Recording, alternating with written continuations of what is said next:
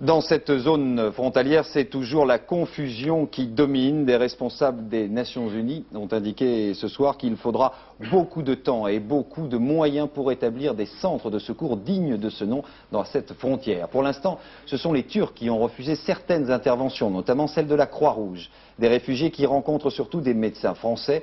Les organisations humanitaires doivent travailler dans des conditions extrêmement précaires et ne peuvent souvent que constater l'ampleur du dénuement de ces hommes, de ces femmes et de ces enfants.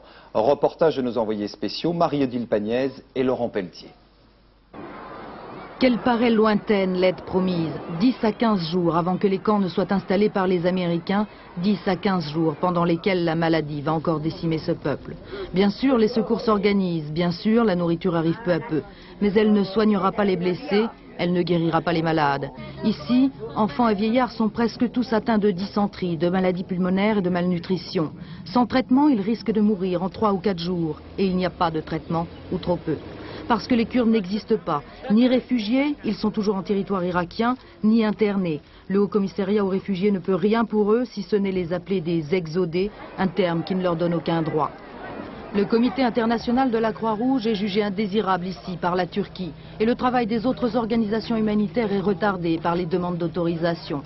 Toujours coincé entre la bonne volonté des uns et les réticences des autres. Leurs structures sanitaires et toutes leurs structures administratives ont été débordées. Et quand les structures sont débordées, surtout dans un état costaud comme celui-là, on met les militaires. Et les militaires contiennent. Et au fur et à mesure qu'ils voient qu'ils contiennent et que l'aide internationale arrive, j'ai l'impression qu'ils s'assouplissent un petit peu. Alors, insistance, persévérance, Médecins sans frontières a pu installer une tente de soins au milieu du camp. Depuis, quelle que soit l'heure, une file d'attente. À l'intérieur, soigner les blessures par balles, les brûlures de bombes au phosphore, mais surtout la déshydratation qui tue chaque jour des dizaines d'enfants. Médecine d'urgence qui ne suffira pas.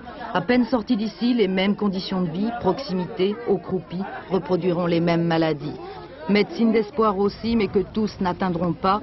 Ces femmes voulaient aller au dispensaire de l'autre côté de la frontière, mais les soldats ne connaissent ni urgence ni désespoir, seulement la consigne, on ne passe pas.